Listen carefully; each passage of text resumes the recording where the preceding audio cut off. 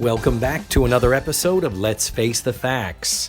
If this is your first time joining, welcome. My name is David Almeida, and I am an actor in Orlando, Florida. And every week I sit down with an actor or artist friend. We watch an episode of the classic sitcom, The Facts of Life, and then we hit record and talk about the show and anything and everything else we can think of. I'm on a deadline again, so I'm recording this on my phone at work. But fortunately, whatever variance in vocal quality you are hearing here, that does not spill over into the show. That I did record back home in the normal setting. But I just wanted to be sure to get this episode ready to go because I am cutting it very, very close. My guest this week is Rolando Ramos. I know last week I mentioned Matthew Arter was going to be back. Well, I did not lie to you. It's just he's not here this week. It's going to be next week. And I know that for sure. Already have the recording in the can. Just need to edit it as soon as I finish editing this. So forgive me for 2 weeks of getting your hopes up, first with Robin Kelly and now with Matthew. Robin and I still haven't rescheduled, but Matthew, I 150,000% promise you will be here next week in the next episode. So, back to Rolando, though. Rolando is a fellow Disney employee, cast member. He has done the Hollywood Public Works. He's been good friends with the Hollywood Film Crew when those two groups were around. And currently he is good friends with Citizens of Hollywood. And his alter ego, Juan Scenario, a screenwriter of the 1940s, often does get to play with my friend, Officer Friscom, some of the days on rare occasion, and it's always, always fun whenever I get to work with him. He is also not just an actor and an improviser, he's also a singer, he's a director, he is a person of Latino descent, and he is a super fan of The Joker. We talk about all of those things on the show, so let me shut up and get the show started.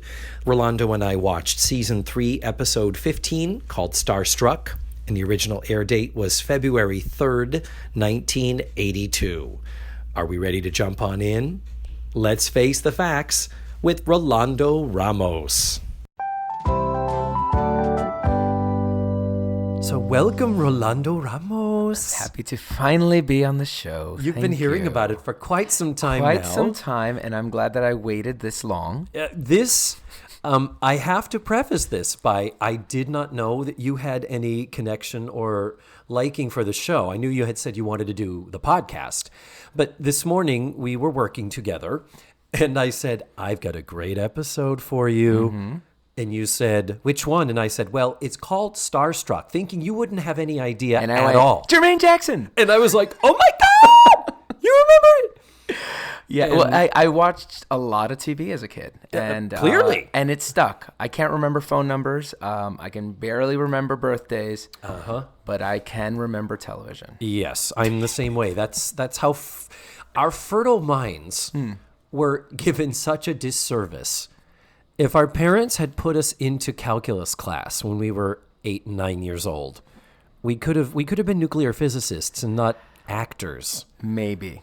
I could have been a banker like my brother. I could have been a contender. Here I am. I could have been Senator Corleone, the Governor Corleone. But I'm so happy to finally have you here. Yes. And we did watch a Lulu of an episode. It's one that sticks out in my brain, too. I remember I did not like it when it came out. I remember watching it. It's an odd episode. It's it not like weird. it's one of those that kind of falls off of the usual thing that they do. Yeah. And yet it also has a very special episode feel. It does. Which so many of them do throughout seasons 2 and 3. So I assume you are a bit younger than I am. So this was like a rerun. This was a rerun, yes. I saw it in reruns. I saw it in syndication. But I do remember it. Mm-hmm. Yeah. Well, before we go on to getting into the nuts and bolts and all that of this, you may or may not be aware that I always start by asking my guest to please, Rolando, if you would synopsize the episode in just 1 or 2 sentences, lightly like you might see in a TV guide listing. Basically, Tootie becomes fanatical over Jermaine Jackson, losing touch with her schoolwork, her priorities, and her friends. and then comes crashing back to reality when she realizes perhaps she took too much stock in what she believed in. Okay, very nice. Well, let's get right into it because we're talking in The generalities. fandom episode. I want to talk in specifics here. Please. So our episode begins with a gathering of young girls in the parlor. Yes. It is Tootie and a bunch of girls whom we have not really seen before. They're the random chorus of girls that exist so that there are more students in the school besides the 4. Exactly. And very quickly we realize this is a fan club meeting. A fan club for, of course, that one breakout star from the Jackson 5. That biggest star That of the mega, era. astronomical, off the charts, life-changing entertainer Yes. to the world and one- beyond. When you think of him, it's the name that pops off your head. You Of think course. You think Jermaine. Jermaine Jackson, of Yeah, course. of He's the course. one. He's the Yep. one that everyone was I don't wild know, about. Who are those other Jackson brothers anyway? Ricky Jackson maybe had a small career, but no, it was Jermaine that really just. And Shlomo? there was another brother who was just. it Shlomo? There's Was it? another I one. can't remember. But I don't remember. anyhow, yes, this is the Jermaine Jackson fan club. Yes. Or the Michael passed on this episode. Give it to Jermaine Jackson. Exactly. Fan club. It's 1982. Thriller was not out yet. Thriller No. was still November. So probably from when they this came out in February, they were probably taping it in the fall. Mm-hmm. So Thriller was still a year away. But Michael was on the ascent. Yeah, no, it was clear. We was had gonna be a Off big the star. Wall. And we're just sitting there like, wait, was he that popular in the 80s? You asked me that before we started. The second it started, you know what? I think when I remembered it, I was remembering Michael Jackson, even though I was like, Jermaine. I don't know why. Like, my brain was like, that's Okay. It was Michael, though, wasn't it? No, it's Jermaine. No, it was It's Jermaine. And it's like, really? Okay. Jermaine Jackson. I don't know.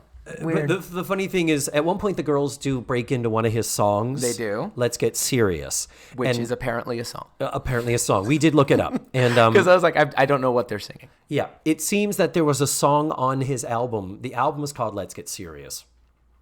And he was nominated for a Grammy for that. He was. In 1980 or 81. So this was the time of his solo career.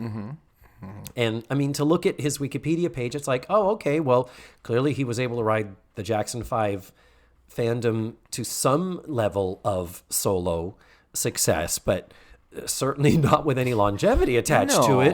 No. And I mean, he's a again- Jackson. We'll always know the Jacksons because Yeah. they're the Jacksons. But Yeah, and this is early 82. By late 82, he and every other recording artist in the world will be eclipsed by Michael. Seriously.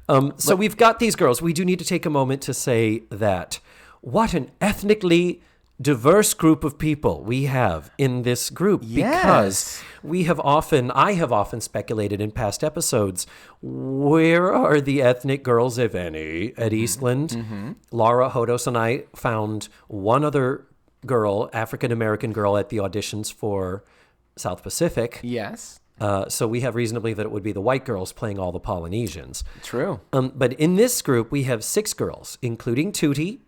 And of the 6 girls, 4 of them, including Tootie, African-American. 2 of them, white. One of them kind of gingery looking, and one of them blondish looking or whatever. No, she's got brown hair. I'm going to say she's Latina only because there's no Latinas there. Yeah. Ever and- in the show. No, that's true. It's like, Ever. yeah. So we take them where we can get them. Yeah, absolutely. She is Latina. Yes. So, but we She's do not. have one nice thing. They are all dressed in their Jermaine Jackson T-shirts. A couple of them have actually, interestingly, the 2 white girls have their Eastland gym uniform jackets, the navy blue and yellow, On over top of their Jermaine on Jackson. top of, so- and just in case they need to zip it up because they don't want their friends to know they're part of the Jermaine Jackson fan Yeah, club. I I think don't that's hang- what that's about. I don't hang with those black girls. Exactly. I really think that's a secret. Not to Yeah. like those girls are going to leave that room, zip it up Yeah. so nobody knows where they Yeah, were. Muffy and Tumpy here. What? No, I was just over at the cafeteria getting something to eat. So Michael Bolton's getting popular, huh? Yeah, I think so. I think that's like a weird little Could be. Good subconscious. little I'm reading the subconscious. scene. I'm saying those 2 girls don't want people to know. Yes.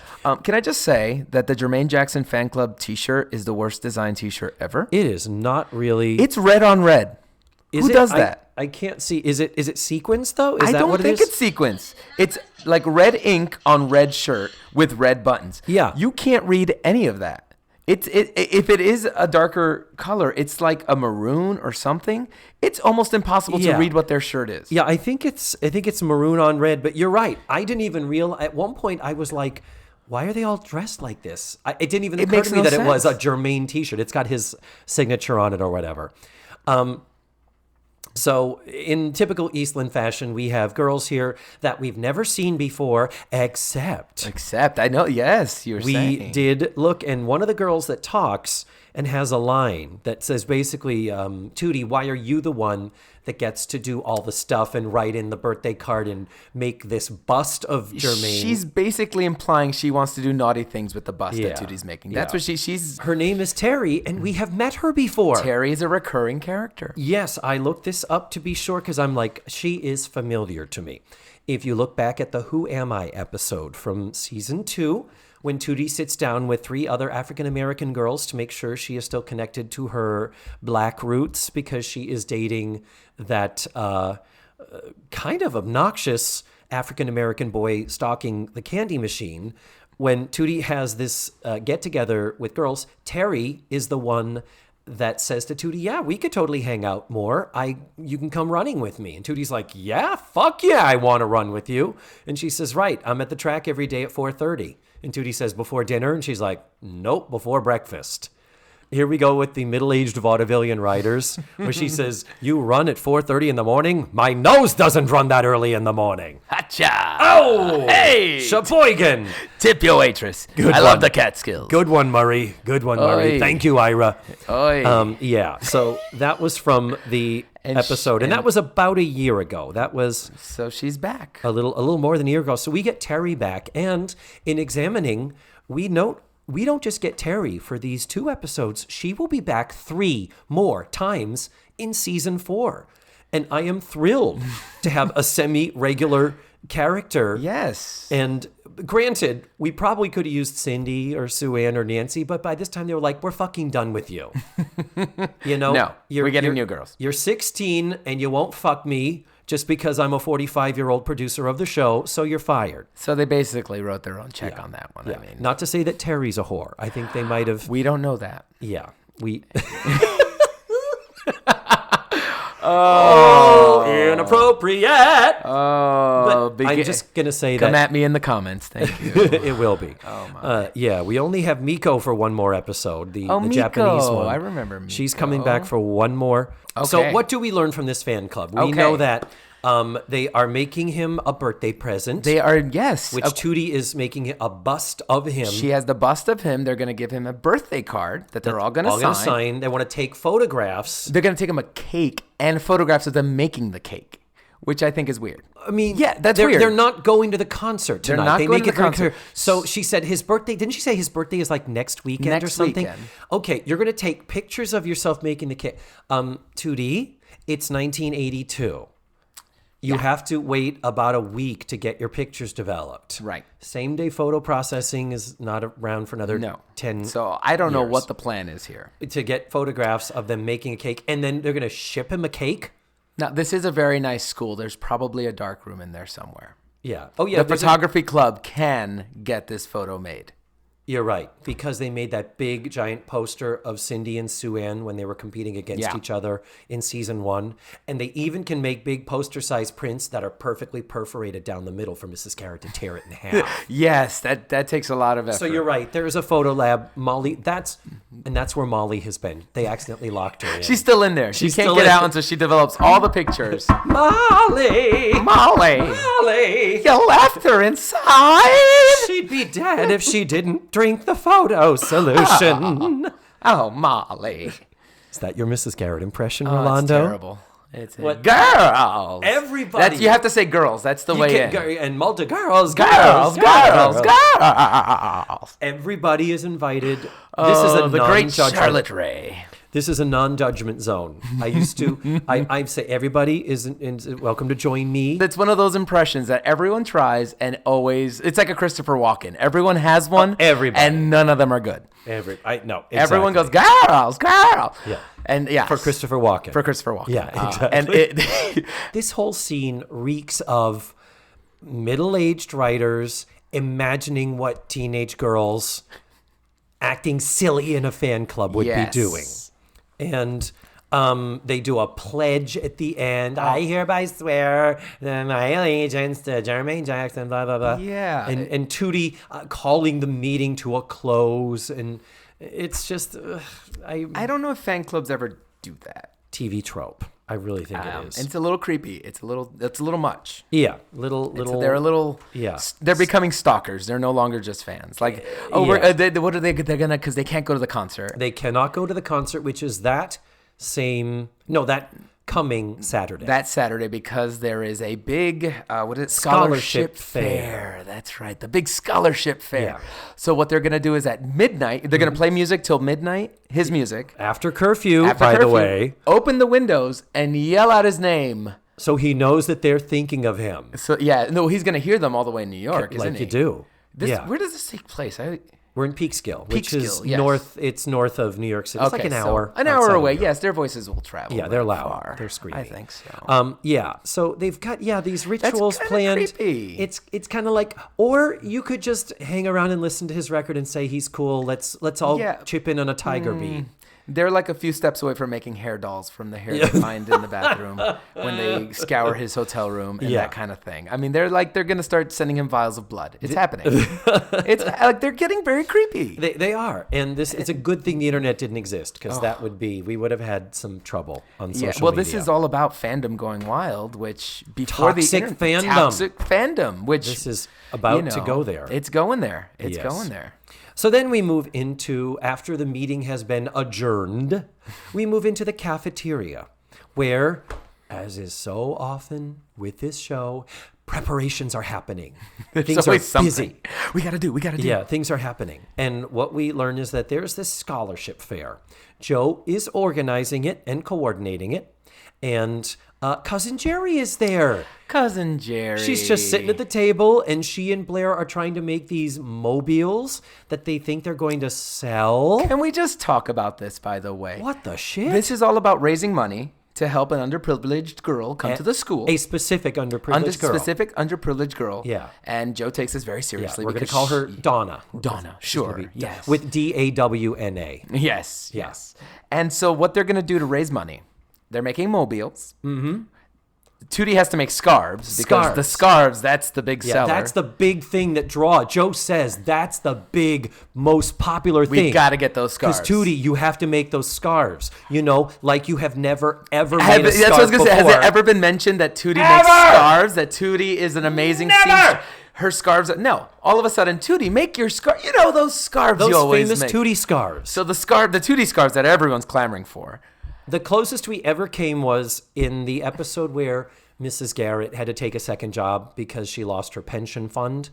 When the girls were just being annoying, harassing, needy. At one point, Tootie had a dress that she had to make and needed Mrs. Garrett to be her dress form to pin the fabric on her or something. That is the closest I think we've ever gotten to Tootie having any seamstress skills. I don't remember that ever being mentioned as. Yeah. And it was her scarves. The Tootie scarves. And of course. apparently Blair makes amazing mobiles. Although she doesn't know how to make a mobile, so are we selling mobiles? Yeah. And of course Mrs. Garrett's cookies need to be part of the show. Yes, and her later she says to add to your, I wish I'd been smarter. I wish up till this point I had put together all of the things Mrs. Garrett said that could be construed as dirty. And this one has, later in the next scene, she says, I just need to frost my lemon bars. Oh my goodness. And, so she's baking. She's making the cookies and the lemon bars. So what are we raising? How much money? I don't know. And Jerry is performing. And Jerry's going to perform for free. Because Jerry. She makes it clear that she's there for free. Because Jerry is the greatest comedian of that era. And we're so happy she could join us. She had been on either the Mike Douglas or the Merv Griffin show. So she's achieved some level of notoriety. I always thought she was going to get the spinoff. I always thought Jerry would get the spinoff. What happened there? I don't know why they. It always felt like that's what they were leading up to. Like Jerry would get the spinoff. All the backdoor pilots, right? You'd think that this would have been no worse than any a slam dunk. Jerry, as a struggling comedian on the road. Yeah. Happy, maybe has a manager who's the sidekick. And yeah, I believe there were 7 failed backdoor pilots in the Facts of Life. I don't know. It's nice that she returns as often as she does. And I love the fact that there's no fanfare. There's no Jerry's coming or Jerry arrives and, hi, how are you? She's just already here. She's just already woven into the fabric of the show. Why did I put the word fake? Scholarships fair, fake. Oh, so in the course of the scholarship fair talk, Tootie is also going on and on about her fan club dumb. And they're like, okay, that's all fine and dandy, but we have this to go on. And Tootie's like, excuse me, I'm not just the president of his Peekskill fan club. Jermaine knows who I am. I have a letter from him thanking me for being his fan club president. And the girls look at it and they're like, you do realize this is probably a form letter. Even Natalie is like, she tries to be supportive, but she's like, Tootie, they use a rubber stamp, okay?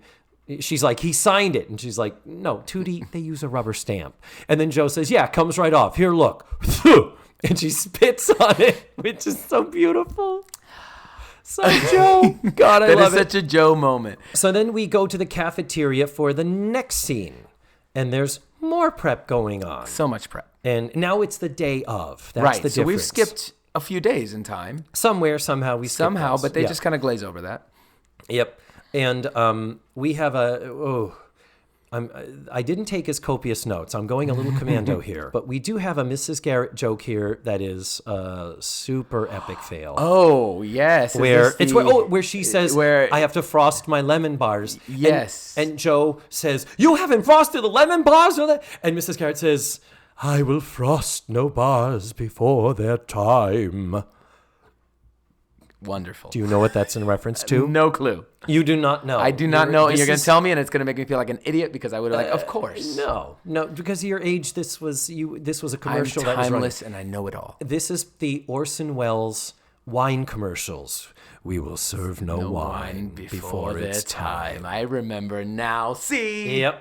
So so we have a joke where we've just given Charlotte Rae a referential joke, and she delivers it like this. Where it's moments where I've already said her comedic choices are questionable. Yes. And often very broad. But now saying, let's write a joke where it's Mrs. Garrett intentionally saying something that she thinks is funny. Never. It's horrible. Like, I had no idea what she was doing, so that's pretty bad. Yeah. She's just like, I'm just going to do it. Yeah, pretty bad. So the great Charlotte it's a day of the fair, and Tootie comes in and basically says, I didn't quite get to make all those scarves. Well, what do you mean? What do you mean didn't get to make all of them? She says, I kind of made none of them. And Joe is very, very pissed. Joe should be pissed. This is where we get back into the very special episode. There's moments where this episode takes a turn, and we suddenly have this very dramatic scene. Right. Let's do it right now. I'm Tootie. Joe, I don't even know why we're bothering with this stupid scholarship fair. It's just about raising money for some girl I don't know. Oh, you do know her, Tootie. You do know her, because last year I was her. And scene. Drama all of a sudden. Yes. All of a sudden, this very drama. And I mean, they do it justice. They play the scene. What an interesting counterpoint. Joe is being kind of a bitch about organizing this whole thing. She's clearly in a stress mode, but it's clearly something she's very committed to. Yes. And I think the counterpoint of Joe is committed to this because it has true meaning for her. It is deep, intensely personal resonance for her. And then on the flip side, Tootie is a fan of Jermaine Jackson to the point that Mrs. Garrett says, I spoke with one of your teachers and you haven't turned in your last 2 English assignments. That's right. And she's like, oh, I'll get to them. And Mrs. Garrett's like, Tootie, your schoolwork comes first. And that's, of course, yes. So she's ignoring everything for Jermaine. It's getting kind of bad. And again, you're like, Jermaine? I mean, I can understand Michael, but Jermaine. Right. I would really. You know what? I'd give her a pass. If it was Michael, I'd be like, I get it. I mean, he was such a big deal. and he's going to be in town. It's possible you can see that. Yeah. You know, he was a god in his time. He was. I mean, yeah. But Jermaine, really? Oh, by the way, does Jerry return at all? Jerry is in that first scene. We never see her again. She's literally just that little. She's in the green room getting ready for her comedy. No one can interrupt her when she's getting ready for her comedy. Oh, and then we get the call. And then the phone call comes in. Yes. So the phone call comes in. We go into the parlor for Tootie to take it. And it is a very attractive African-American gentleman in a suit standing in front of very unattractive wallpaper with a Jermaine Jackson poster. Yes. And I think it's the same poster that they're reusing over and over again. It was behind the girls at the meeting. Now it's here. It's the one prop poster that they sent over from the record company, and they're going to get as much use out. They said this poster has to be in at least 3 scenes. Yes. If not 4. Yeah. And that's part of getting Jermaine Jackson, and we know we want to keep Jermaine happy. Because he's about to hit the big time, kids. Yes, he's the big name here. Yeah, he's going to eclipse those other fuckers. Oh, you watch. And he says, Tootie, in appreciation for the super job you've done as president of his fan club, Jermaine wants you to be his guest at his concert tonight. There'll be tickets waiting for you. Thank you for being his number 1 fan, I think is what he says. His number 1 fan, that's right. Yeah, yes. And I know Jermaine is so popular that this concert would be sold out normally. That's implied. That's implied that there was no way these girls were going to get tickets. Yeah. Because she wanted to sleep out. She said to Ms. Garrett earlier. With 30,000 She didn't want to fans. let me sleep out to get tickets. With 30,000 fans. Other fans. And so, yes, this concert was sold out the second tickets went on sale because it's Jermaine Jackson. It's Jermaine Jackson. Come on. A lot of people called him the Hamilton of the 80s. He was. He really was. People slept out in Times Square, no doubt, yes, to get tickets for Jermaine Jackson. For Jermaine, because he was the shit. That's exactly. So I wonder. Yeah, so if they were sleeping out in Times Square, he must have sold out. And yet, so conveniently, 2 tickets are available for his fan club president. It's Jermaine Jackson. He loves his fans. He keeps a nice 2 tickets for his number 1 fan. Right. And before they go to commercial, there is Tootie kind of coming back at the girls like, oh, doesn't know who I am, huh? Oh, sending out form letters with rubber stamps, huh? Well, Jermaine is giving me tickets to the concert tonight, so suck it, bitches. Verbatim what she said. I'm paraphrasing. Close enough. And in the hoopla of all that excitement, we fade to commercial. Where I like to get to know my guests. Oh, hi, good to meet you. Hi, nice to meet you. My name is David. I have unhealthy obsessions with TV shows. This is what this whole episode is about: unhealthy obsessions. That's why we're here. You could call this was this an intervention that you staged? This is everyone. You can come in now. We're not recording. Oh my God! There's no tape in that computer. All 43 people who have done episodes previous to this are coming into the room. To this moment. Oh my God. It was a very long plot to get to this Good thing place. I'm a narcissist and love the attention. Wow. So Rolando, I like to do my little James Lipton approach to asking people. That's very fitting. Rolando, where were you born? I was born in Bayonne, New Jersey. Bayonne, New Jersey. Yes, as the old saying goes, if it's from Bayonne, you leave it alone. Oh, is that a saying? Yeah, no. Yes, it is actually. It is. Yes, I didn't live in Bayonne. I was born in Bayonne. I and lived where in were you Jersey raised? City, Jersey City, New Jersey, which is the town right next door to Bayonne. Oh. Yes. And you were born to parents of Latino descent? Yes, we are Puerto Rican descent. All of you? All of us. Now, where did you study theatre? Theatre. I did my undergraduate education at the New Jersey City University, which was the local school, and it was the place I went and was very good. And then I, from there, went to do my master's at the Actor Studio Drama School at New School University. Oh. Where James Lipton was my dean emeritus. That's like true ass James Lipton. Yes, that was our Monday night seminar. What was the TV show Inside the Actor Studio? Are you in the audience of any of them? I am in a few of them. One of my questions did make it to air. I asked Nathan Lane a question. Shut up. And it made it to air. Was James Lipton actually teaching? James Lipton was our dean.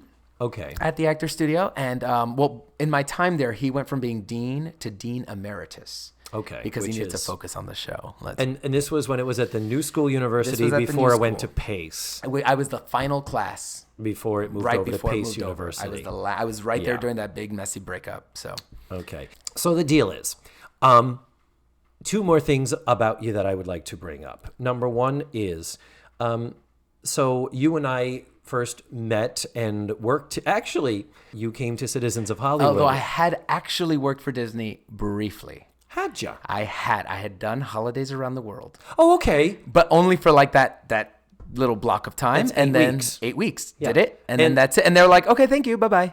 Yeah, I was like, oh, I'm done? Yeah. Well, here's the funny thing.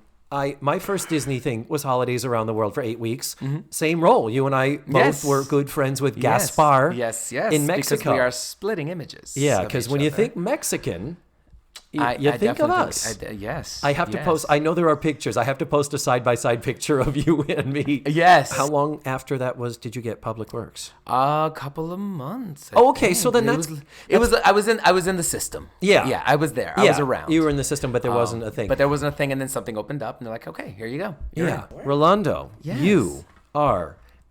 I don't know. What is the superlative of the superlative of the word superfan when it comes to comics and particularly that's why you got me for this episode. This is the fandom episode. That's and you brought me in for I assumed this was going to be the episode. Yes, I assumed that you're like, who do I know that knows about fandom and obsession and getting in too deep and all of it? I was wondering how long it was going to take you to figure that out. And I thought we were going to talk about it. I figured that's why I was. No, I am a super fan. I have a room of Joker memorabilia. Full of Joker memorabilia, as well as 80s toys and other. I love collectibles. I love the era. Yep. But yes, I'm a super big Joker fan, like OG, back to all the way. And before we move on back to the show, can you think of any type of a vintage commercial? I've said from the era, and that's thrown people off because era suddenly attaches thing. Can you think of any commercial from your childhood? I remember the milk. Do you remember the milk commercial? Does a Body Good campaign where it shows the kid dissolving becoming and growing into bigger. Yeah. Where like the girl comes in and he's like, "Ooh, I'd like to talk to you," and then he's like talking about how cool, how sensitive and smart. I may not be much now, but I drink milk. But milk is going to feed my bones, and I'm going to get bigger. And then I look this way, and he's like, "And if you're just going to like me for my body." I'm okay with that. Yeah.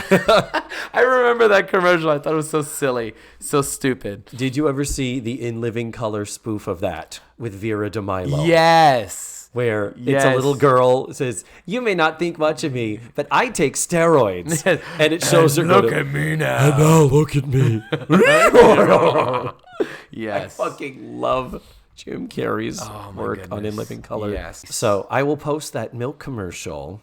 And, that's a classic. Yeah, and I will post the In Living Color spoof of it, which I love. I love old toy commercials from the 80s. They don't make them like that either. So we need to get back to the facts of life. Oh, that's what we're here for. We do need to do that. We still haven't gotten to the scene. We haven't gotten the penultimate scene that makes this episode the Emmy-nominated scene. Emmy-nominated scene for most uncomfortable breakdown by a teenager. Kim Fields was going for her Emmy, and she was going hard. Yes, yeah. And I love me some Kim Fields. I do too. Oh, I really do. I love all of these girls. Kim. She's my favorite all along. She's always been my favorite. I have always had a crush on Kim Fields. I will always have a crush on Kim Fields. So the scene begins. We come back from commercial, and we're still in the parlor. And this is where Kim Fields is telling Mrs. Garrett, I got tickets and we've got to plan this and we got to get into the city and this is all happening now and we have to make these arrangements.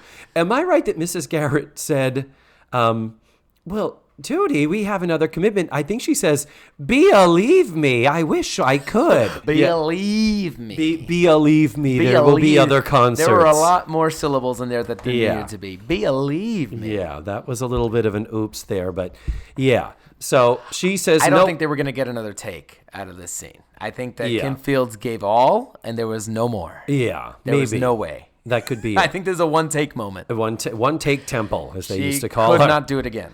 So then Mrs. Garrett says, tonight's an important night for Joe. Have you forgotten about the big scholarship fair? And Tootie's like, well, that was before the phone call. Yeah, if this Everything's changes different now. everything. Tootie starts to get the crazy eyes here. If you know, she's like, no, that changes everything. And Mrs. Garrett is like, well, you're not going. You can't go. And Tootie, I'm going. I don't care. You can't tell me what to do. And she's like, if you don't take me, I'm going to find a way. If I have to. Blah, blah. And Mrs. Garrett, smartly, she does, Tootie, you're not being rational. You're not going to the concert.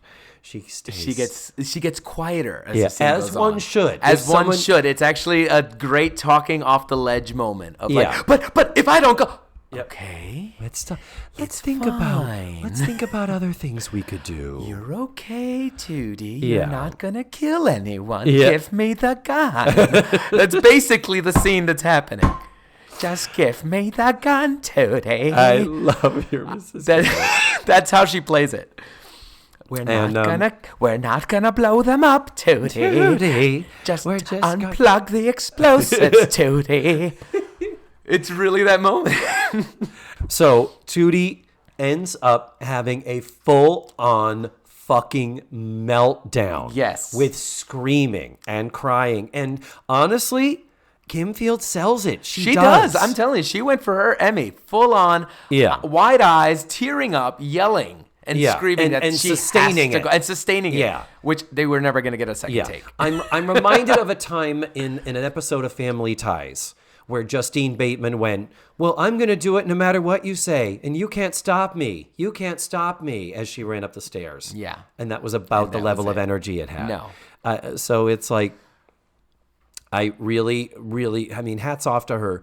Writing-wise, it's very problematic. Yes. Because in her hysteria, and it escalates into her, please, you have to take me. You have to. You can't not. Yes. Like, it's begging and imploring. And Mrs. Garrett, in a surprising moment, buckles Yes. and says, we'll go. We'll go. We'll find. And she holds her, and it's that she very does dramatic. scream, and she does say thank you. She does It's like, say bitch, thank you you. fucking better. But she's in tears and collapses into Mrs. It's very dramatic. She's It's racked. full on drama, and it's that last moment of like, yes. And she's starry-eyed. And so then the good thing is in the next scene, we do get a little bit of insight into this moment. Yes. And I think it could have been a lot worse. I think this is adequate, or at least it's certainly a commendable attempt to justify Yes. what we just saw. And we're back in the cafeteria, and now it's Mrs. Garrett and the other girls. No cousin Jerry, correct? Gone. Yep. So Joe. We don't need Jerry cracking jokes right now. No, right now. We barely get a joke from Natalie. That's it. I haven't seen a meltdown like that since 3 Mile Island. No. Not appropriate. But yeah. you know, there's barely any yucks to be had in this No, scene. It's because very- Joe is pissed. Joe is rightfully Because she's pissed. like, we need help running this, and now we're Rightfully going to be pissed. down 2 people. And even Blair, thankfully, the voices of reason are, Blair says, so all we have to do is throw a tantrum to get what we want? And Natalie, kind of a joke, says, I guess I have to work on my kicking and screaming. And Mrs. Garrett does say, I'm doing this because I don't know what else to do. Including calling her parents and saying, would you talk some sense into your batshit crazy daughter? She says, I was reminded of watching, they say, well, were you ever this crazy? Is this something you had were you relating to it? And she's like, I liked Frank Sinatra when I was a kid. But she says, it made me think of the Beatles, watching those young girls crying and in such a complete frenzy. She says, it scared me. And I'm kind of like, I kind of get it. There's a big fear of Blair says she's a fanatic. Yeah. And that's a big fear. And it was a fear at this time. There were fears of people getting too into stuff. And, Yeah. and the whole satanic panic was about to break. Yes. That was the Like, thing. we were on the verge of like people are getting too crazy. Yeah. And, And that's MTV, dawn of MTV. John Lennon was shot, Yeah. around this time. That's right. I And mean, as was Reagan. Reagan was Someone shot around fanatic this for time. Jodie Foster. For Jodie Foster. This idea of like people getting so fanatical. I love love this so much that Yeah. I have to kill. And I think that's what she's getting at, that Tootie might do something crazy. Like she's going to jump out the window to go to this she party. said if I didn't tell her I concert. could go, I think she would have jumped out of the window and run and walked there. I think that's what they're playing. They're going for that. Her sense of judgment is so compromised that I don't think she would have been acting in her own best interest. Yeah. True. But at the same time, you do have to side with the girls and say, but be that as it may, you still say, you can't emotionally bully me. I'm an adult. Right. And you're a child. Right. No, I get where the girls are coming from, but I also get where Mrs. Garrett is coming from. And so back to my original point, I don't know that they could have. I think it was the best way to justify this as they could, but there's also go to your room and you cool the fuck down, and I'm going to get your parents on the phone. And we'll see what they think about this. There's also the sense of, remember, we're at school and parents need to be contacted. And you're a teenager. Yeah, if you think you have a child here, if you think you need to be on suicide watch if she doesn't get to go to this concert, I mean, hey. Yeah. Then the next scene is we're outside the dressing room after the concert, feeling ears. Feeling ears? Oh, Mrs. Garrett coming off of the concert. The feeling finally came back to my ear. Yeah. Because the concert's so loud. It was so loud. It wasn't her ears were ringing. It made her ears numb. No, well, it was the cool music, the cool R&B sounds of Jermaine Jackson. Is it? It's just a massage for your ears. It's Oh, the feeling's coming back after that. It's not that she's deaf. I could have gotten if she was like, I can't hear you right now. The speakers, I'm old and the speakers are loud. That old joke. Yeah, my ears are ringing. But no, it's, the feelings I just come got the back. feeling back in my, Which means they were like the tingling of the earring. That it was so loud or so sensual. I don't know what they're getting at. It was whatever it was wrong.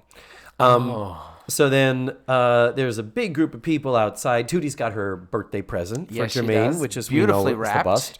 The bust that she did finish. Yeah. Oh, yeah. Earlier she finished it, and no sooner did she put it down, Natalie just touching it knocks the nose off. Which and we you all went, know. oh, is that an allusion to Michael? Yeah, well, it's an allusion to all the Jacksons. Didn't they all get nose jobs at some point? I think Jermaine, that's not his current nose is not his original nose. Yeah. No way. Oh, no. Yeah. No way. They were just doing a little foretelling of the future. Like, oh, yeah, Jermaine Jackson, let's change that nose. Yeah. Because we know that they're all going to do that. Yeah. They probably weren't going for that joke, but I just thought that was an accident. It's a happy accident that looking back now, it's kind of like that. Oh. Yeah. You're like, woo, I see. Yeah. Yes. Oops, Yes. don't worry. We can fix his nose. Just a little glue. Can we? Yeah. Good as new. So through the hoopla of a bodyguard standing outside the dressing room door. Worst bodyguard ever, by the way. Terrible. He tells the fans that he's already halfway to the airport now. And the kids are like, we don't fucking believe Nobody you. believes that. Come on. Oh, and among the extras, a lot of African Americans. Well, it's Jermaine Jackson. As it should be. As it should be. And it does set up a great joke later. Yes, it does. But yeah, worst door guy ever. Yeah, because they take his hat. They and take he his chases the hat, and that leaves Tootie full Or ability. worst fans ever, because the kid who took the hat is a hero. Yeah. He got him off the door. Only Tootie got through? Yeah. All those kids were pressing up against that door. Yeah. And only Tootie got through. The one boy fan, by the way. Yeah. All girls. Hey. Yep. Is like, I'll do one for you, girls. Yep. Remember me later when I need a friend. Yep. And he stole the hat. We love him. And they all go chasing after all of them. The girls, the guy, the security guard, they all leave the door long enough for Tootie to get inside the door. Because if we can't get to Jermaine, we are going to get your hat. Your hat's our security guard. Yeah. See this in my showcase? It's my most prized possession. Jermaine Jackson's bodyguard's cowboy hat. And you know, when they first show this guy at the door, he's wearing this gigantic hat. And I'm like, why, security guy? Why are you dressed like Dolomite? Why are you like a 70s pimp? You should be a security guard. What do you expect? All black, sunglasses, shaved head. That's security guard. Yes. Type of shit. Yeah. Not a guy with a leather jacket, giant brimmed hat. Yeah. Like, y'all ain't getting in. No. And of course, they're like, we don't care about you. We're taking your hat. Yeah. Oh. So then Tootie gets in. She does. And as soon as she gets in, she walks in the room. And then cut to two people step aside, and there he is. Exactly. Sitting at his dressing table, and he turns around, and it's this is the, okay, then you turn, and that's the first time we see your face, Jermaine. It's Jermaine Jackson dressed in blue, his favorite color. In a sequined onesie. Yes, he is. I couldn't tell. The stripe on the side looks like it might have been a shirt and pants. I think it is actually a shirt and pants that he has tucked in. To give the illusion of a onesie. Yeah, but from the balcony, it's a onesie. But it really looks like a onesie. It's cool. But it's sequined, and it's lycra and very form-fitting. He dresses to the left, yes. FYI.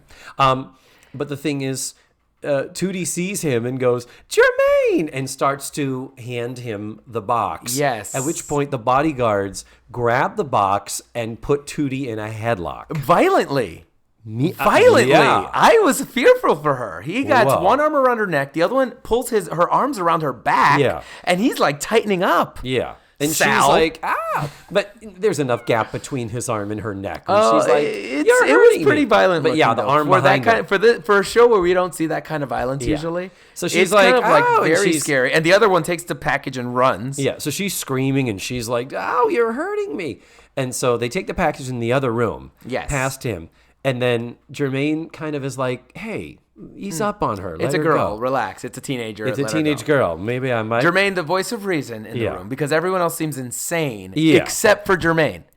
And like they wanted to show how crazy this world is, but not the star. He's just a regular guy. Yeah. He's so nice. He's so nice, and he's so not an actor. Not an actor at all. And they could have used that poster that we saw throughout the whole episode, and that could have been Jermaine. And it would have been the same performance. It would have barely moved his mouth either. So the scoop is, it's like, let her go. And she's like, what's that about? Kind of a deal. And he's like, they're just afraid. They didn't know what you thought you might hurt me. She's like, I would never hurt you. I'm Tootie. And he's like, yes. You know what I love? He actually goes, your name is Tootie? Oh, he does? Like, that's not a name. She's like, my name's Tootie. And he goes, your name's Tootie? Yeah. Like, what? Like, not only is it, because her name's Tootie. Yeah. You would remember Tootie. You would it's not like remember her name Tootie. is Liz or Pam. Or it's Donna. Tootie. And he's like, your name's Tootie? Like, that's not a name. Yeah. And it's always something I always thought, like, Tootie. We call her, and no one ever thinks, like, Tootie. Yeah, that's a name. Yeah. Sure. And it's her nickname. It's her nickname, Yeah, but everyone it's just not her go name, with it. but it's everyone Tootie. just calls her Tootie, yeah. And she's like, my name's Tootie. She's like, your name's Tootie? That's not your name. Yeah. That's why your name. in the reunion movie, she's an adult in her 30s at this point, where it's like, everyone calling her Dorothy. It's like, that's so not wrong. your name. Your name's Tootie. That's so wrong. But he does it. He's like, your name's Tootie? Yeah. I totally didn't even catch that. But it's like his best acting in the whole thing. Your name's Tootie? Well, he does do pleased to meet you, Tootie, and shakes her hand, and she does do a lovely, he's touching me. Yes. He's touching my hand. And he says, won't you sit down? So then they very kind of chill, casually. Yes, in front of the nastiest spread I've ever seen. Do you see what is at the the table? throw that's... It looks like it's lettuce with cold cuts spread all over. Oh, I didn't even notice. It looks disgusting. You know what I was noticing was how... The whole room is odd. It's odd because we know that there's chaos and noise outside. And we maybe hear a tiny bit of that. I can't even remember. Mm-hmm. But it, for the most part, goes away. The energy of this scene is so... chill. It's not like I just performed a concert and hey, we've got things going on and a lot of people here and going on, but hey, Tootie, it's great to meet you. But there's just this, hey, won't you sit down? And then the conversation is things like, wow, Jermaine, having all these people around, doesn't it make you nervous? And he's like, sometimes. And then it's like, I'm Jermaine. Yeah, and then she gets like, he says, they're just trying to protect me from my fans. And she does get in a nice, funny, ironic laugh of, yeah, some of them can be so childish. She says, but then she says, but, I'm here because you wanted me to be. And he's like, huh? And she said, your man called me and said that you wanted me here because I'm your fan club president. And he says, oh, I really don't get involved in that end. Mostly I'm just making my music. And it's true. Very true. Yes. And this is confirming the naivete earlier, where it's like, I'm not really sure that you're getting through to him directly. So then we go back out to the hallway, and it's bedlam, still. Pandemonium, and Mrs. Garrett is running around, Tootie, Tootie. So finally, she breaks her way to the up to Dolomite, to the Dolomite, to the guard at the door, who's gotten his hat back. He's got his hat back. So that, in case you were wondering, yeah. If our friend got away with the hat, he did not. He's lying bloody somewhere. So she's, excuse me, have you seen a young black girl? And cut away to all the kids who literally stop to look at each other like, are you fucking kidding me? And they do the beautiful where they all look down at each other. They all look back. Yeah. Every single one of them is a young black girl, except for our hero who stole the hat. Yeah, our young black boy. One black boy. And so he knows it's not him. And you almost wish that he looked at her and kind of went, mm-hmm. Well, he does give her the other one. He's like, I'm trying to get the security guard's attention. Well, whatever you're into or whatever, he says, whatever floats your boat. Whatever floats your boat. Yeah, you think he's hot? Whatever. He's not Jermaine. Yeah, he's like, ooh, sassy. Sassy boy. We have a young sassy. And that young man, RuPaul. That was an early, that was RuPaul. He hadn't quite grown to 6'8". Not yet. He was still, he was 12. He was 12 there. He's 12 years old. So fun fact. We have this lovely thing. Then we come back into the room, which this is the point when you're suddenly like, yeah, it is eerily quiet in this dressing room. It's very strange. There's a lot going on. There's stuff going on in the background, but it's all quiet. Did you see what stuff was going on in the background? So much, because you have the guy at the table who looks like a linebacker, gigantic guy, who's just stacking things, just moving things around. I don't even know what he's doing. Did you see everybody else was doing? Everybody else had papers in their hands. Everyone they're stacking papers left and right. But not stacking. They were looking through them and reading them. I think clearly the director was like, okay, maybe it's like an agenda. Like we got to be the airport at 12:45. So it's like everyone in the room is suddenly and silently very engrossed in reading these agendas. Lots of business happening, and a lot of space work going on, but no, very little noise. And all the cans strewn around. I don't know if you noticed this. There's cans everywhere. Oh yeah. And you're thinking beer cans, right? No, soda cans. Because he can't be drinking beer. Nope. It's Jermaine Jackson. We have an image. Wholesome. But when I first saw it, I figured backstage at a rock concert or at a cans of beer. Yeah. Why not? No. Soda. Have Tootie go, ooh, is that powdered sugar? No. Get her out of here. Yeah. But yes, all the madness behind him is all quiet. A Tootie line would be, wow, I've never seen powdered sugar without the donuts. That would be such a Tootie line. That would be a Tootie line. I want to see that episode. That was a deleted scene. Deleted line. It's on the DVD.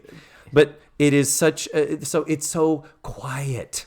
The work is so quiet to make room for this scene. But then with the quiet, we get this low energy of non-actor Jermaine. And Tootie just sitting, they're not sitting back at least. No, but the fact is up. They're still sitting down. It's a very weird scene. There's still the tone of this scene is so much more casual than it feels like it ought to be. So he's like, well, Tootie, you came all this way.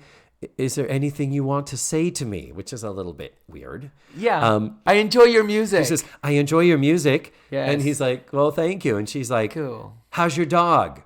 And he goes, my dog? She says, yeah, I read in Tiger Beat that the dog on your album cover is your dog.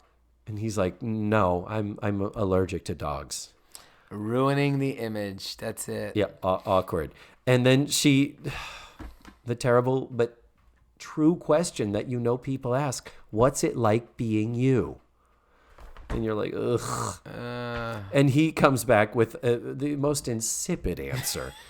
Well, I guess it's just like being anybody else. I have bad days and I have good days. And she says something like, what's a good day? What's a good day? Yeah. And he says, I don't know, just having time to myself, time to relax. Aren't that many of those as much nowadays? And again, the energy, him not being an actor, right. I don't fault him. No, he's not an actor. But there's just such a casual. It's way too tone casual. To it. I don't feel that he's a tired celebrity who just is really just wants to get out of here and can't because his door's barricaded. Yeah. And the is fact stuck in his dressing room, and that sucks. Yeah. Even if it was, even if he did have a, I don't know, directorially. You tell me, you're a director of. I'm a director, and here's the Rolando. problem with the scene. Okay. The problem with the scene is they set up this great moment that it's chaos. Yeah. And he is trapped. That's the only reason that Tootie got to talk to him today. We never see it. We never feel it. We never know it. Yeah. And Jermaine doesn't feel it. I feel like there should have been in that scene, and probably in a first draft of this scene, there probably was like, he's trying to talk to her, and oh, we need you to okay this, and oh, hey, the venue changed over here, we need to change this song. Yeah, you're right. All of that, those people with the papers, I think that's what they were supposed to be doing. Yeah, there hey, should have Jermaine, been we gotta cut this interruptions. song. Hey, Jermaine, the guy from the ad company called. He said, are you willing to do the commercial with the Coke? Exactly. It's new Coke. Is that all right? Yeah. Hey, the recording studio's not going to be ready till 11:30. Right. Can we back up your meeting with the? Oh, the limo's still stuck outside. Yeah. We're going to get you out of here as soon as we can. Oh, I'm sorry about the cold cuts. We wanted to get this, that. All that should have been business going on that they can't do because and that's he can't another thing. act. Handing him food. Do you need anything to eat? Do you need? Yeah. Do you need people waiting on him and stuff like that? Yes. And then that would giving have been her more much of like, better. I'm trying to talk. I'm meeting my hero. Yeah. And then finally, Jermaine, the star, says, "Everyone, shut up. Yeah. I want a moment. Hold on. Yeah. We'll get to it. Tootie, you came all this way. What do you got to tell me? Yeah. What is it that you need to say? Yeah. 'Cause as you can see, I'm busy. Yeah. I'm busy right now. Yeah. And What do not you in a need to mean say? way. Not in a mean way. Hurry up. Just but in just the okay. Yeah. He's- And that would have no, energized not the that. scene more. This too. shirt or this shirt, like that's what it would have been. Yeah. like very exciting. All of this stuff. I think it was in an original version. They got Jermaine on set and realized we can't do any of this. Yeah. Or they wanted to do that and they had him for a day. And they couldn't get it. There's no way They were had gonna him get it. one. They had rehearsal one day, and then they were taping the And next. they were taping it, and they're like, "We're not going to get it. We're Yeah, not going to get we- it." we just gotta- probably we with gotta- all the interjections, he couldn't remember his lines. Yeah, we just have to contain this chemical Yeah. spill. He might have even had a cue cards. I think For the, way it's shot, for how static it is, the he way very it's shot, he's easily. probably looking at cue cards. Thankfully, he comes off okay in it. He comes off. okay. Sweet and nice, but just low energy. Low energy. He almost comes and off not- as he's drugged or something. I think. Yeah, but that's yeah, a different story. and not I'm tired after a concert. Low energy. No. It's I'm not an actor. Low energy. He's just very blah. Yeah. So then someone does say, hey, could you sign these papers over here? And he's like, Tootie, will you excuse me? It's like, Yes. like you said, if they were just throwing it at him. And again, and that gets to what more of this chaotic world that we're supposed to be in. Yeah. And Yeah. then he says, will you excuse me? So he goes and Tootie's left on the sofa by herself. In the quiet.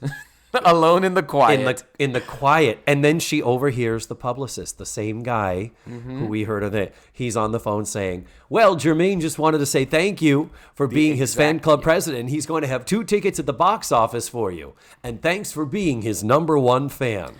For the next town. For the next, exactly. So and Tootie she knows it's a script. So Tootie knows that this is all, she's not special. She's not special. And then the guy comes out of the bathroom with the box of her gift, Sal. wet and covered. And the audience even, whoa. Like the audience is really, destroyed. the thing is just, the bust is destroyed because he threw it, he let it soak in the shower. Yes. He put it, because, I think if you talk to any bomb squad expert, if you Submerge are it in the presented, shower. if you are presented ever with something you think might be a bomb, put it in the shower. In the shower. I'm pretty sure that'll work. SOP, standard operating procedure. Sure that'll work. Absolutely. So it ruins the thing. Anyhow, so at this point, that's where Tootie looks around and she realizes, oh, I don't really Nothing have else to anything do. else. Nothing else to say. Again, though, if this scene were full of life in that moment, where she's sitting on the couch and they're like, "Oh, Jermaine, come over here, come on, do this," and suddenly he's enveloped by it again. Yeah. He's lost in the crowd. Yep. And she's like, I'm just gonna go. Yeah. If this were a film, they would have reshot this scene because it drags things down horribly. Yes. And then it doesn't give us the payoff. No. And that's why the ending feels wrong, because the scene was wrong. Because I think it kind of comes back again because the energy picks up when we get back out into that the hallway, those extras in the hallway is the chaos that we those need. extras, there were only, I'm going to say, like 15 of them. Yeah. But they were supposed to create all of Madison Square Garden or wherever we are. And they were very good at making that chaos and excitement. All 15 of them. They were mighty. They were small but mighty, as they say. So Tootie does that dramatic thing where she starts to leave, and then she does that one last look back. And there is the one shot of them kind of sort of doing a little bit of that enveloping thing. But then she comes out of the dressing room. Yes. And Mrs. Garrett is there. Fortunately, hasn't gone to the police to be like, where the fuck did she go? And Mrs. Garrett is like, Tootie! And she says to her, did you see Jermaine? And she says, yes, I did. And she says, did you give him the birthday present? Did you give him your present? And Tootie starts to tear up. And she says, yes, I did. And she says, and what did he say? And Tootie, continuing to puddle up, just starts to talk and thinks and finally just goes, he said, thank you. And Mrs. Garrett hugs her, and then arm in arm, they walk upstage, off into the sunset. Yes. Kind of a thing where it's like the end of the episode, people still futzing, trying to get in the dressing room. Yes. And then, we freeze frame and the credits roll. And it's a very theatrical ending. It's the ending like a play would have. It is the ending like a play. Now, my thing is like, okay, this isn't a play. We can go to other places and locations. I don't know how they would have or could have done it. But my big thing is that, okay, when you're an asshole, you need to get your comeuppance. We know that Tootie got her comeuppance, but there is still the issue of you let your friends down. We don't know what happened back at the fair. The fair, at we the don't scholarship know. fair. Perhaps it fell apart. There were no scarves. No the girl scarves. they didn't raise enough money. And that girl's not coming to school That next girl is going to a public school. Oh, she's going to become a prostitute. Because of you, Tootie. Sex worker is what we say, dear. Sex worker, that's right. Yes, It's a sex sitcom. worker. It's a sitcom. But the deal is, I don't know how they would have done it, but goddamn, this show, we needed to see Tootie eat some fucking crow at the end of it. It would have been too cliched for Mrs. Garrett to say, so, was it worth it? The missed tests and letting your friends down and all that? Yeah, something along those lines. And it's all implied. It was bitchy. all implied. That's the problem with this ending. Now, I think if I went back and did the high def remake of this, where I used CGI to fix all the problems, I'm going to George Lucas the hell out of this episode. When Norman Lear does a live version with a new cast. I'm going to get, when Norman Lear and I sit down to lunch, we're going to redo this episode, new cast. We're going to redo that scene. They need to be off. So even if it's in the same building, Mrs. Garrett's all the way in the corner. We get to it, nice tight shot, so we don't see any of that behind them. And that's where they have the nice moment of like, well, what happened? What did he say? What did he say? He didn't say anything. Mm-hmm. That would have been the end. That would have been better. He didn't say anything. Oh. Well, now aren't you sorry? You're a little bitch. Or just he didn't say anything and the tears come down. And you know what? I'll preface this with something. Did you see Jermaine? Yes. And have her say, was he nice? And have her say, yeah, he was. Did you give him your present? Yeah. Yeah. Well, what did he say? He didn't say anything. He really didn't say anything. Yeah, because you do still have to make sure Jermaine looks good. Yeah, exactly. So that would have been the end. Yeah, was he nice? He was a shit to her. You want Mrs. Garrett to know that he was nice. What her lesson is. He just didn't say anything. Yeah. And it's like, oh. And then Mrs. Garrett could give her that knowing face that Mrs. Garrett does of like, right. Yeah. And then she breaks down and starts crying. And then we know she feels terrible. She knows what she did. She knows that she caused so much trouble. And in the end, it wasn't worth it. And like you say, so much of it is implied. And like I think the place I'm coming from with my wanting to see the comeuppance with the friends, wanting to see her take ownership for how out of hand she let herself get, not just with the fair, but with her studies, with everything. But they're implying heavily in this episode that people who are fanatics do terrible things. Jermaine's bodyguards, they're there because someone has tried to kill Jermaine Jackson. That's the implication. Yeah. The way he's revealed is there's a guy standing in front of him as a human shield to take a bullet for him. You're right. So there's this whole like, fans can be scary. Yeah. Fanatics can be scary. They shoot people. They try to blow things up. They, jump out of windows for you. The fact that nowadays with social media, we have such a direct pipeline to famous people now that the fanaticism, I think, is magnified. It's way yes. Well, and now you can find anybody. You can, through social media, stalk someone and know where they're going to be. Not at the concert, but what store they're going to be at, or where they live, or what car they drive. And that's freaky. Yeah, if there was ever a testament, an edifice built to the fanaticism of our times, it's the Comic-Cons and the Dragon Cons. Yeah, we're at it at its highest level. Mega Cons. Every fandom is out there. The cosplay. Everything's exciting. Everyone can get involved. Yeah. There's levels, and Very true. And that's the world we live in. And it's not bad. It's not bad. It's just, but there are dangers to it. I think that's what this episode is trying to get at. You can get dangerous with it. The little fan club here, that's the beginnings of it. That's the rumblings. But now, you can be a fan and you can be all crazy, but you don't have to get insane about it. You can go to the con, you can go to the concert, whatever. Yeah. You can be on social media and keep up with your favorite stars and wish them a happy birthday without feeling like it's the end of the world if you don't get to go to that concert the way that she does. Yeah. Exactly. This is it. This is her chance. Yeah. So I can see why she's so worked up by it. And for all the negative things that social media has brought, going back to its original intent and the good things it does do, the ability to find your tribe. Yes. The fact that when I started marketing this podcast, I started looking for Facts of Life fan pages, all on Facebook, and there are several. And so it was like, these are the people that will be interested in this, and let me wax the car of my listenership right now. I joke about my fives of listeners, but it's like these are people who care about this silly thing and I hope they see it for how ridiculous it is. To bring it back to the episode, it's about talking passionately about things that other people that are interested in, and getting nerdy about it. And I think that that's what this is all about. And there's a safe way to do it, and then there's the dangerous way. And that's what this epised wanted to be. Rolando, I am so happy we got to do this finally. Thank you for letting me be your special guest. I know every time you call, you would never call anybody except for me and said that I'm your special guest. Your special guest. And that I can come and be here, and you've never told anyone to be here before. Exactly. And you don't rubber stamp your letters. I would say this episode is the perfect example. You are Tootie to my Jermaine. I am. That is how I am. Insanely special and singularly I'm your number one fan. Unique to me.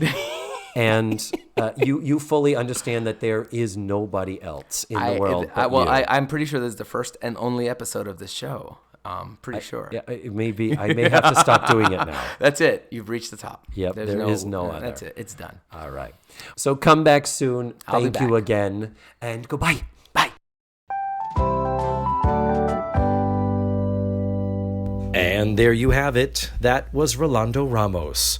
We talked a long time. You'll hear a lot of extras when you go to the website. This was another big, long marathon and another small miracle that I was able to edit it down as short as I did. But you will hear the many, many interesting sidebar conversations that we had on the extras. So I do recommend you pop on over to the website and check those out. So next week, I'm going to be watching Season 3, Episode 16, The Four Musketeers. And as previously mentioned, my guest is going to be Matthew Arder. The air conditioning just kicked in. I know it may sound like the shuttle is taking off in the background. Nope, that's just our air conditioning here.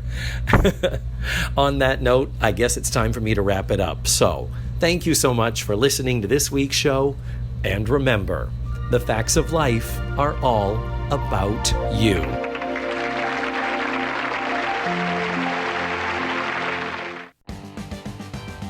Let's Face the Facts was produced, written, hosted, and edited by me, David Almeida.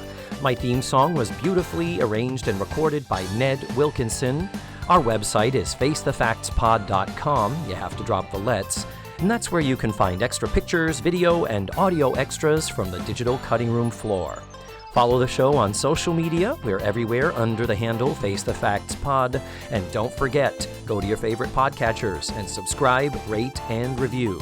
Tune in again next week for another thrilling episode of Let's Face the Facts.